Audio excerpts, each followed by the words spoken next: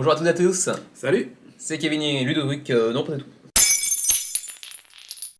C'était joli. Ouais. C'était Kevin et Ludovic. Déjà, tu m'as Déjà Ludovic, remplacé. parce qu'en fait je suis en train de partir sur le Ludovore, et Ouais, du coup ouais. Ludovic est venu en premier. Bonjour à toutes et à tous, Salut. c'est Ludovore, Kevin, Xavier, comme d'habitude vous nous connaissez un petit peu maintenant, hein. Et on vous revient pour notre quatrième numéro de Patron à l'édition, le petite émission où on vous présente un petit peu notre bilan ludique du mois passé, bien évidemment, donc on vous parlera du mois de février bien évidemment, Tout à fait. pour refaire un petit point sur les jeux auxquels on a joué, ceux qui nous ont marqués et ceux qu'on aimerait bien sortir le mois prochain. Ce sera peut-être également pour vous l'occasion d'en apprendre un petit peu plus sur certains jeux que vous connaissez peu finalement. Possible. Du coup, sans plus tarder, on entre dans la première catégorie, à savoir le top du mois. Ouais. Généralement, on vous parle des 3, 4, 5 jeux auxquels on a le plus joué en termes de nombre de parties et un petit point aussi sur les jeux sur lesquels on a passé le plus de temps effectif. Disons. Tout à fait. Tu veux commencer ou... Non, vas-y. La dernière fois, c'était moi qui avais commencé, donc je t'en prie. Honneur au plus jeune. C'est ça. Donc, le numéro 5 chez moi, en fait, il y en a 3. Je check sur BGG en même temps, hein, bien évidemment. Hein, pour ceux qui connaissent, seuls les braves connaissent BGG Stats. Non, pas du tout. MyLudo, ça marche très bien. En plus, c'est francophone. Donc, mais voilà, c'est juste que j'ai mes habitudes. Voilà. Qu'est-ce que vous voulez que je vous dise?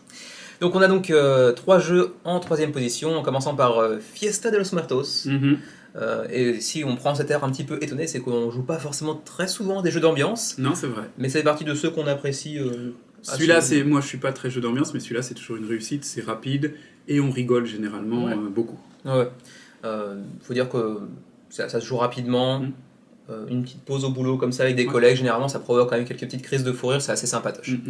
Je pense que vous connaissez, il est assez connu en France, et en plus c'est un jeu français de toute façon. Tout à fait. 3 parties également, et encore sur un jeu d'ambiance, dis donc. Codenames, savoir que c'était la première fois qu'on avait joué à ce jeu d'ailleurs. Tout à fait. On n'avait jamais touché à ce Codenames avant. En fait, je l'ai acheté en partie pour le boulot, et je me suis dit, il fallait bien le tester un jour ou l'autre. C'est clair. Et c'était très sympa aussi.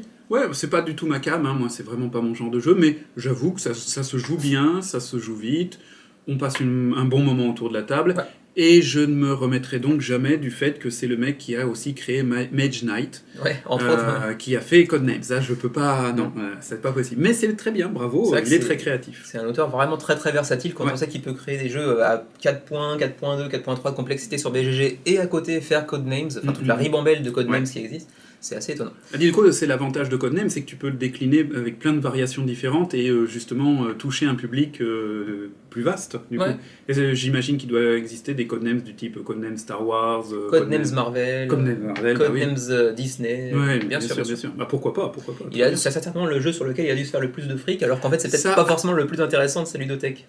Ouais, mais si ça se trouve, il a eu beaucoup de plaisir à le créer, et en tant que créateur, c'est le principal. Après, j'ai beaucoup de plaisir à y jouer personnellement, même si c'est pas un jeu que je ressortirai très souvent, parce que, encore une fois, on n'est pas très joueur de ce genre de jeu d'ambiance. Mais... Oui, mais je reconnais que quand on n'a pas beaucoup de temps devant nous pour jouer, c'est très sympa quand même. Et c'est efficace. Ouais, franchement. Toujours avec 3 parties, un peu moins d'ambiance, enfin une autre ambiance, mais Heatherfields, le jeu de Xavier, le jeu de Awaken Realms dont vous avez certainement déjà un petit peu entendu parler si vous suivez un petit peu tout ce qui est financement participatif sur GameFound, Kickstarter et compagnie. Très bien produit, c'est magnifique visuellement, même si l'orientation du plateau est un petit peu ça provoque des torticolis un petit peu, soyons honnêtes.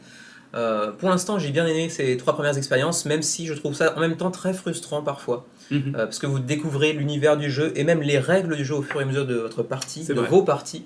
Et vous avez des cartes dès la première partie en fait, vous avez des cartes où vous savez pas à quoi elles servent en fait. Et je trouve ça très frustrant, même si je comprends que c'est le concept du jeu, mais ça a toujours ce côté un petit peu frustrant.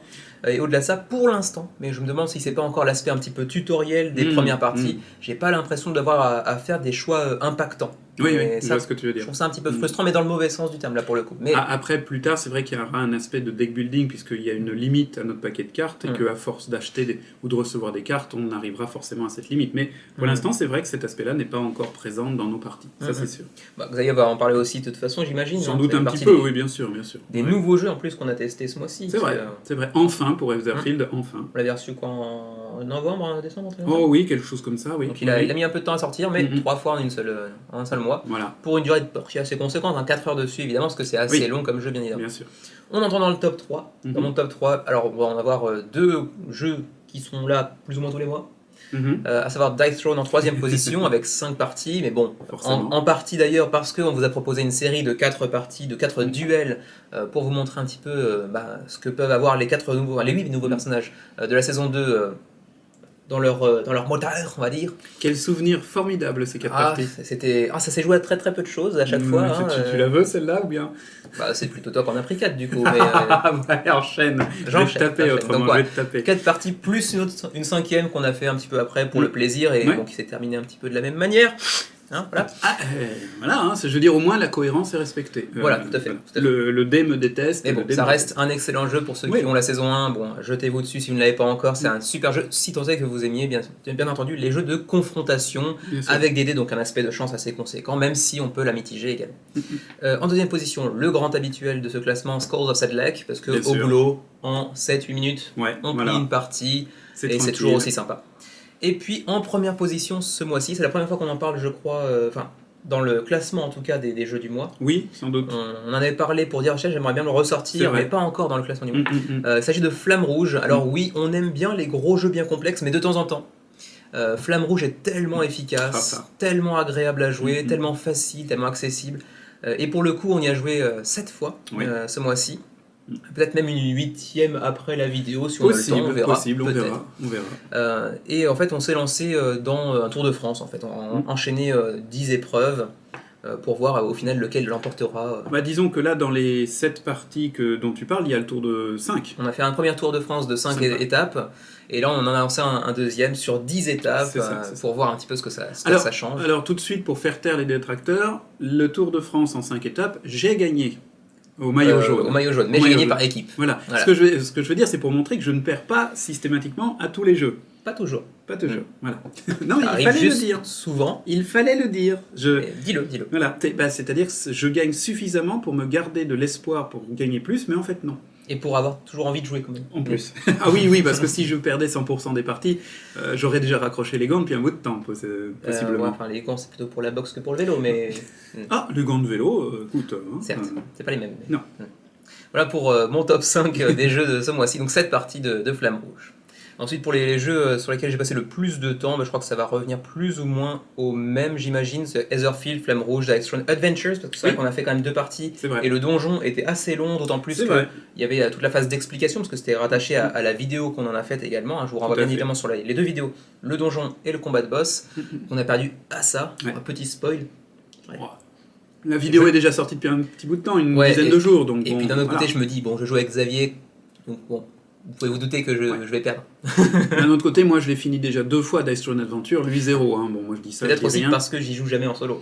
Oui, c'est une erreur. C'est une erreur parce que c'est une bonne expérience, franchement. Jouer en solo avec un seul personnage, c'est très sympa. Je reste quand même largement plus convaincu de l'aspect confrontation de Dice Throne plutôt que Dice Throne Adventure, même si j'aime beaucoup l'expérience, mais je préfère largement Dice Throne tout court. C'est vrai que si on me propose entre un donjon de Dice Throne et une confrontation de 2 personnages de Dice Throne, je pense que je préférerais la confrontation moi aussi. D'autant que c'est pas du tout la même durée de partie non plus. C'est vrai.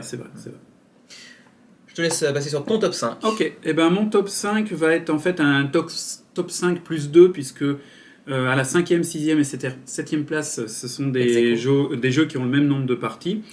Alors donc, en partant du 7e, c'est un jeu qu'on a déjà présenté sur la chaîne, c'est Terraforming Mars Ares Expeditions. Je joue beaucoup en solo, je trouve qu'il est très rapide à jouer en solo, il est très bien huilé comme mécanique, et c'est vraiment très agréable, il y a toujours un challenge, donc c'est vraiment très très bien. Deuxièmement, en 6e position, c'est Etherfield, donc je reviens pas trop dessus. Moi, j'aime beaucoup ce style, mais je comprends tout à fait le côté frustrant que peut évoquer Kevin. Je suis aussi conscient qu'on n'est qu'au début. Je m'aperçois en regardant un peu à droite et à gauche que la campagne principale et la deuxième campagne qui sont incluses dans la boîte de base que j'ai là totalisent minimum 50 heures de jeu. Alors on n'y est pas du tout encore pour l'instant. Donc, on est pour l'instant dans nos premiers pas. C'est très très intriguant, j'aime beaucoup parce que c'est intriguant, je ne sais pas où on va. Je ne sais pas qui je suis dans le jeu et c'est vraiment très sympa. Et la direction artistique est vraiment à tomber par terre. Ça, j'avoue, je suis très client. Ça, c'est vrai. En 5e position, un jeu qui, au moment de ce tournage, n'a pas encore fait l'occasion d'une vidéo, mais c'est en préparation, c'est Stardew Valley. Stardew Valley, jeu de société tiré du jeu vidéo du même nom. Alors, j'en ai aussi 3 parties, parce que j'en ai fait 2 parties en solo pour débroussailler les règles, et une partie en duo avec Kevin, partie qui fait l'objet justement d'une vidéo que vous verrez très bientôt sur la chaîne. Incessamment sous peu. Bientôt, voilà, dans une semaine ou 10 jours maximum, ça sera rendu sur vos écrans. Une excellente expérience. Je sais que je dis souvent ici que je ne suis pas fan des adaptations de jeux vidéo en jeu de plateau. Et bien voilà encore un exemple qui est une exception qui confirme la règle. Il est bien huilé, il tourne bien, il est très joli, il est très didacticiel puisque sur le plateau de jeu il y a beaucoup de rappels de points de règle pour éviter que les gens oublient notamment de prendre des bonus quand ils y ont droit. Les règles sont pas trop complexes quand même si on a fait on a fait une petite erreur, on a oublié de lancer certains dés, donc ça a pu impacter sur la victoire. Vous verrez quand la vidéo sera sortie, je ferai mention. Mais en tout cas, moi, c'est tout à fait validé, c'est complètement adopté, et ça se joue très bien tout seul, en solo pur, mais aussi en solo à 2 mains, donc avec deux personnages. Donc vraiment très sympa. Ça, justement, les objectifs, la manière de gagner s'adapte au nombre de joueurs. Donc plus vous êtes nombreux, plus c'est facile. Non, c'est pas vrai. Plus vous êtes nombreux, parfois plus ça peut devenir difficile. Je pense que quelque part Stardew Valley est un peu comme Too Many Bones. Too Many Bones est plus facile. Comparaison, le grand écart façon Jean-Claude Van Damme des belles heures. Too Many Bones, pourquoi ? Parce que Too Many Bones est plus facile à 1, à 3 et à 4 joueurs. En fait, c'est le mode de joueur qui est le mode le plus difficile, ce qui explique que la seule fois où on est à jouer tous les deux, tu avais trouvé l'expérience moyenne parce qu'on était rentré rapidement dans une spirale de défaite. Et ça par exemple. Dans Too Many Bones. Dans Too Many Bones, ouais, tout à fait. Oui, bien sûr. Il faudra qu'on retente, mais il est de notoriété commune qu'à 2 joueurs, c'est beaucoup plus difficile. Et ça s'adresse plus à des joueurs expérimentés. Donc, voilà. Bien entendu, je laisse tous les amateurs faire un petit découpe de la vidéo où Xavier nous dit que Stardew Valley, c'est comme Too Many Bones. Comme ça, on perdra toute crédibilité potentielle. Ce sera très très sympa. À quoi ? Je suis désolé, moi. Quand tu joues à The Mind, c'est comme si tu jouais à, je sais pas moi, Through the Age. Ouais, bien sûr. Voilà, encore un jeu de bladage facile. Voilà, c'est un jeu de société, quoi. Voilà.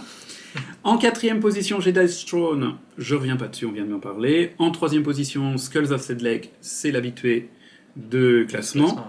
En 2e position, Flamme Rouge. Bis repetita, on n'en reparle pas. Et en premier, eh bien, c'est un jeu pur solo dont j'ai l'intention de vous faire une vidéo très bientôt. C'est Coffee Roaster. Un jeu où votre objectif est de faire la meilleure tasse de café. Alors déjà, Kevin ne peut pas jouer, il n'aime pas le café, de base. Voilà. Vous voyez le genre de mécréant que je me tape. Bon. Enfin, qui se tape. Oui, enfin, en tout bien, tout honneur. Et surtout, ce qui est intéressant, c'est que c'est produit, conçu par Sachi et Sachi, qui, vous l'avez déjà vu sur notre chaîne, Wind the Film, et puis Let's Make a Abuse Fruit. On l'a pas encore présenté, je crois. Non, mais on en a déjà parlé plusieurs fois. Et donc c'est un univers, ces 2 créateurs japonais sont vraiment très intéressants. C'est un créateur et sa femme en fait, voilà, qui s'occupe des illustrations et lui il s'occupe des mécanismes. Tout à fait. Et c'est vraiment bien fait.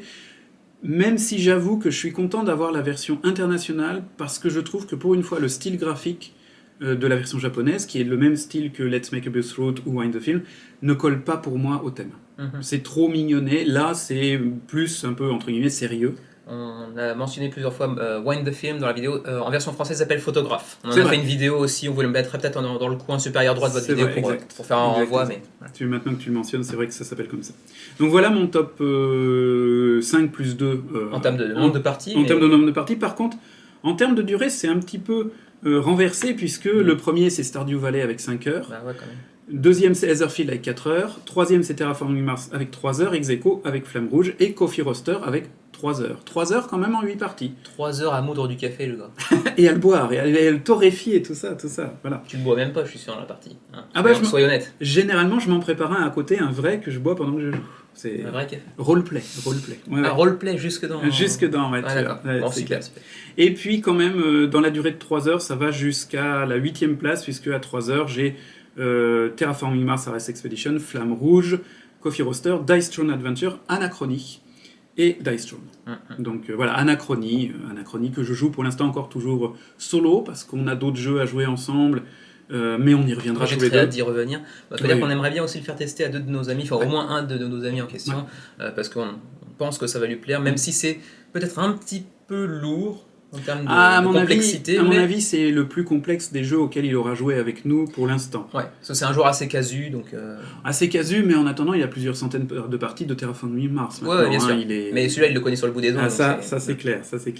Mais c'est vrai qu'il est beaucoup moins assidu et accro que nous. Ouais. Donc ça sera intéressant de voir sa réaction, parce que plus j'y joue, plus je m'aperçois qu'en effet, les règles d'Anachronie ne sont pas compliquées.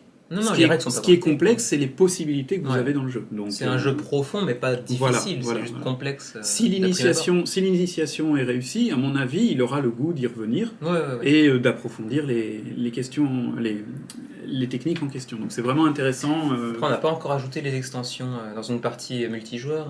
C'est vrai. De toute façon, on commencera par le jeu de base, qui est déjà très long. Qui se suffirait lui-même, mais vous voyez, je crois que je l'avais dit lors de la dernière vidéo des patrons d'addition, c'est un des rares jeux pour lesquels j'ai lu tous les manuels de toutes les extensions, de tous les modules, et que j'ai envie de tester tout, parce que tout a l'air absolument génial. Ouais. Alors qu'il y a plein de jeux dans lesquels il y a des modules, des extensions, et je me dis, ah ouais, c'est sympa, et puis en fait, j'y touche pas. Ouais. Là, c'est vraiment... Alors, ce qui me retient de le tester pour l'instant, c'est ma table. J'ai pas de table assez grande pour remettre les plateaux supplémentaires des extensions, et ça, c'est un drame. Il en a une toute petite table. Oui, il n'y a pas Voilà, donc c'était mon top 5, nombre de parties jouées, durée des parties. Ouais. On passe maintenant Ce qui nous a marqué ce mois-ci. Je pense que tu peux commencer directement avec ton petit challenge éventuellement. Oui, je me suis lancé un challenge, puisque sur Board Game Geek, l'application, on peut se fixer des challenges. J'ai fait un challenge, un jour, un jeu, pendant le mois de février, donc 28 jours, au moins 28 jeux, un par jour. Et j'ai réussi ce challenge, donc c'était très sympa.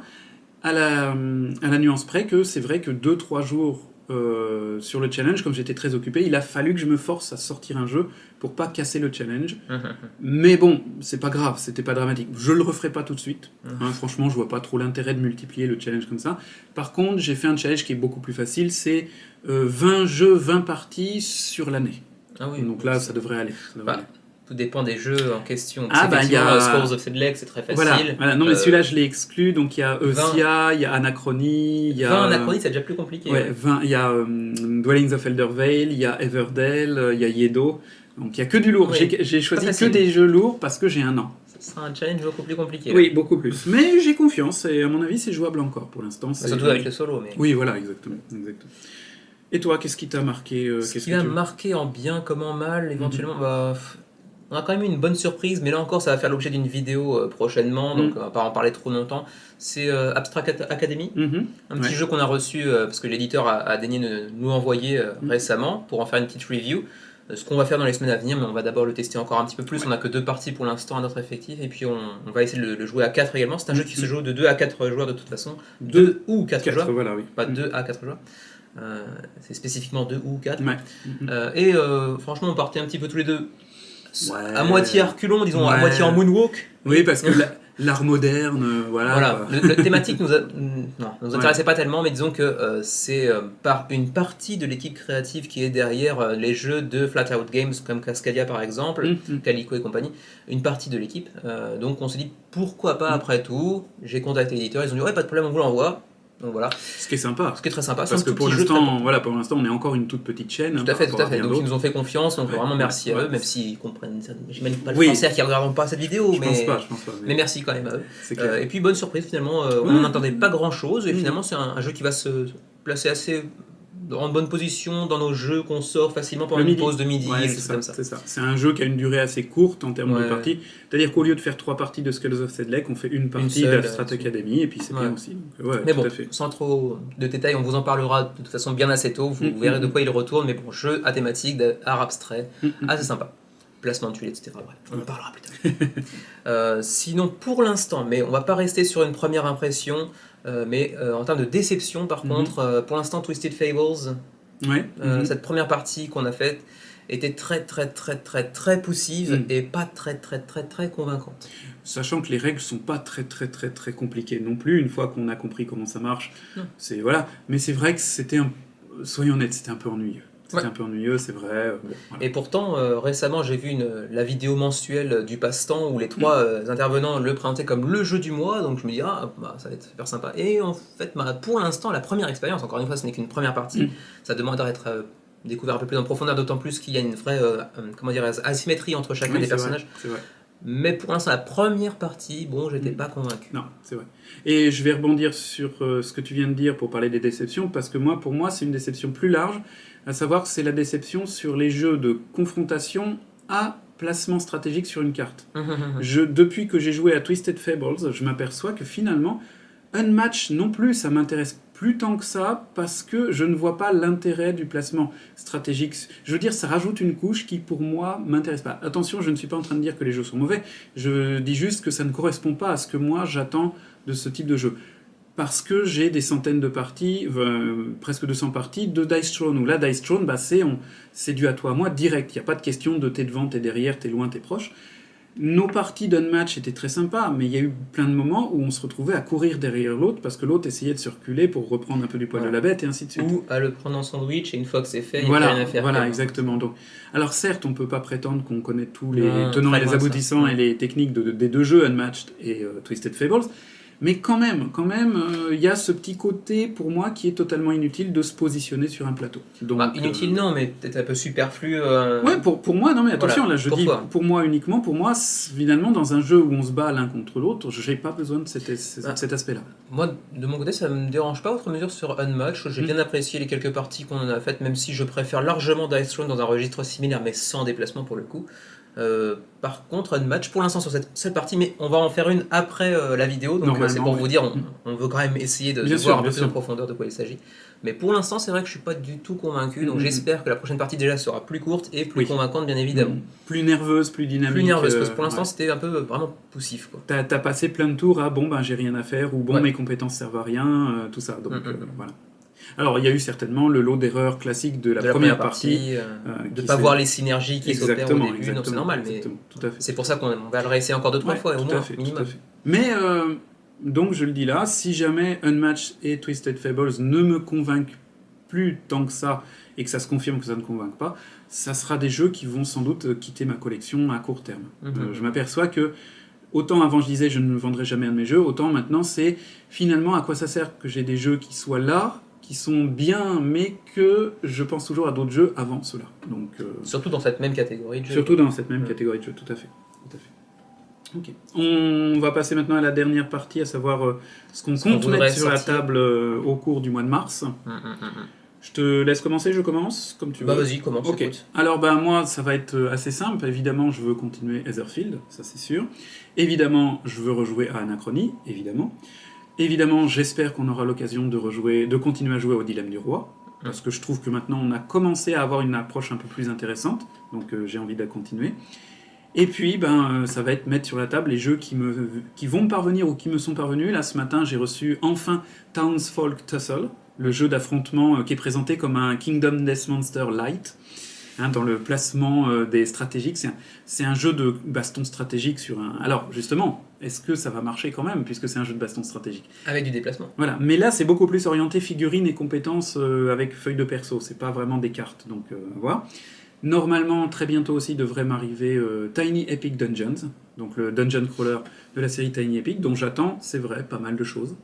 Puis voilà, ma foi, c'est déjà pas mal. Townsfolk Tussle, pour ceux qui ne connaisseraient pas, c'est aussi un jeu qui a possède une direction artistique très très particulière, un petit peu façon dessin animé des années 20-30. Ouais, des années 30-40, quoi, c'est ça. Ouais. Et pour ceux qui connaissent le jeu vidéo, Cuphead, voilà. Moi, j'avais pas beaucoup réfléchi pour ce mois-ci au jeu que voudrais sortir le mois prochain, j'avoue.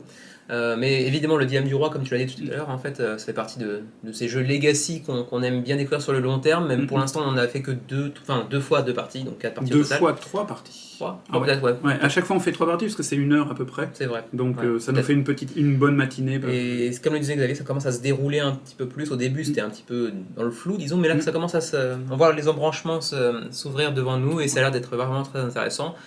Même si mécaniquement, ça paye pas de mine. Mécaniquement, c'est du vote, quoi. Voilà, c'est du vote avec un petit peu de bluff. Voilà, c'est ça. C'est sympa, très sympa. Ensuite, Anachronie, mais tu l'as déjà mentionné, donc j'espère qu'on le sortira à la fin du mois en cours avec donc, nos potes mentionnés tout à l'heure. Et aussi nous deux, tout simplement, si on a l'occasion. Éventuellement aussi. Mais ensuite, comme j'avais pas beaucoup réfléchi, je regarde en même temps ma collection sur l'appli, très rapidement. Everdell, mais bon, ça c'est un habituel. Bon, on va bien évidemment sortir Flamme Rouge parce qu'on continue notre Tour de France. Si, il y en a un, bien sûr. Oui. Qu'on va essayer de jouer mercredi. Tu parles pas de Ah oui, non, effectivement. Oui, Maracaibo. Ah, bien sûr. On va sortir Maracaibo, ça fait longtemps qu'on l'a pas sorti. On en parle depuis déjà au moins 2 patrons l'addition de sortir Maracaibo. Ouais. Hein. Ça faisait longtemps qu'on l'avait pas sorti. Et là, si t'as le temps, en plus, on va peut-être essayer le mode campagne, hein, tant qu'à faire. Je sais pas ce que ça donne le mode campagne, on l'a encore jamais essayé, mais il a l'air d'être très sympa. Ça sera l'occasion. Et ça vient modifier un petit peu certaines, pas des règles, mais disons, ça vient approfondir un petit peu le jeu et les choix qui s'offrent à nous, donc ça reste sympa. Ensuite, ma foi, j'ai pas tellement réfléchi, mais Arnak, ça fait très longtemps qu'il n'est pas sorti non plus, donc j'aimerais bien, mais je suis pas sûr qu'il sortira ce mois-ci. Et après, ce mois-ci, normalement, je devrais recevoir également le Kickstarter de Veiled Fate. Je l'avais déjà mentionné le mois dernier, parce que c'était potentiellement quelque chose qui devait arriver en fin février, début mars, donc c'était pas le cas pour février. Donc peut-être ce mois-ci, on devrait pouvoir le recevoir et enfin pouvoir faire une première partie, une deuxième partie, une troisième partie, etc. Mais là aussi, je pense qu'il y aura très certainement une vidéo sur la chaîne, parce qu'en plus de ça, c'est un jeu qui présente très bien visuellement, qui est très très joli, qui est un jeu de déduction, et généralement, c'est pas un type de jeu qui nous correspond tellement. Alors actuellement, moi, Veiled Fate, c'est le seul jeu à identité cachée que j'aime bien. Ouais. Puisqu'on ne sait pas qui on représente, qui est notre héros. Tout à fait, ça. Les autres jeux à identité cachée, c'est pas mon truc. Les jeux d'ambiance et les jeux d'identité cachée, c'est pas mon truc.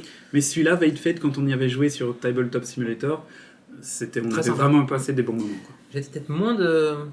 Comment dirais-je, de difficulté à aller aborder des jeux d'identité secrète que Xavier. Mais c'est vrai que c'est pas mon genre favori.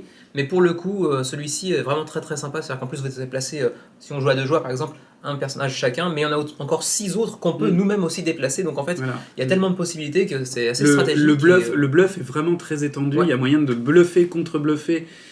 Et de se perdre dans le bluff en se disant merde, mais en fait j'ai fait ça, mais c'est pas du tout comme ça. Et c'est vraiment très très bien. Et puis à la fin de la partie aussi, assez intéressant, c'est qu'il est possible que ni l'un ni l'autre d'entre nous ne gagne au final. C'est vrai. 6 autres personnages qui peuvent l'emporter. C'est vrai. On va peut-être réussir à neutraliser. Voilà, on va se neutraliser l'un l'autre. Ce sera assez marrant. Après, je vais pas trop entrer dans les autres jeux parce qu'on en aura forcément une pelletée qu'on voudrait sortir parce qu'on a bien trop de jeux et qu'on peut pas, on n'a pas assez de temps pour y jouer. Mais c'est vrai que Oath commence à prendre un petit peu la poussière aussi. Hein. Disons que moi j'avais pensé que Oath, justement, tu le gardais pour qu'on après le Dilemme du Roi. Hein, c'est vrai. Comme c'est pas un jeu legacy, parce qu'il n'y a pas d'élément de destruction ou vraiment de, comment dirais-je, de progression identique à celle que l'on peut avoir dans un jeu legacy, puisque tout est réutilisable. Tout simplement, une partie va influencer la prochaine, qui va influencer la suivante, et ainsi de suite. Mais c'est vrai qu'on préfère attendre peut-être de finir le Dilemme du Roi avant de se lancer là-dedans. Ce qui va peut-être nous sauver, je ne sais pas encore pour toi quel sera ton calendrier, mais c'est que normalement au mois de mars, on a un peu de vacances du boulot. Donc on va peut-être réussir à caler un peu plus de parties, au moins tous les deux, que d'habitude, sur des gros jeux, hein, j'entends, parce que si c'est sur du Skulls of Sedlec ou du Codex Naturalis ou du Conspiracy Abyss, on y arrive. Mais donc à voir en fonction de comment ça se passe pour chacun d'entre nous. Puis je crois que c'est à peu près tout pour ce mois. Oui, je crois que c'est déjà pas mal, écoute. Écoute, hein, franchement, finalement, j'ai même pas dit avec tout ça, mais finalement, moi, je suis quand même très content de mon mois, puisque si je regarde bien, ça fait en tout 59 parties pour le mois, avec 36 heures de jeu en tout, et donc ça doit être meilleur que janvier. Oui, j'avais fait 53 parties, mais aussi pour 36 heures. Donc oui, 50 parties par mois. Je suis assez content. Et encore, moi je vais à 48, je m'estime vraiment sur un très très bon mois. Parce que j'ai quand même passé au total 25 heures à jouer dans le mois, c'est quand même beau. C'est une journée sur 30. C'est vrai. Même pas sur 30, sur 28. Oui, 36 heures, ça fait une journée et demie, quoi. Ouais, c'est vrai. On joue beaucoup. Pas autant qu'on le voudrait, mais beaucoup quand même. C'est sûr.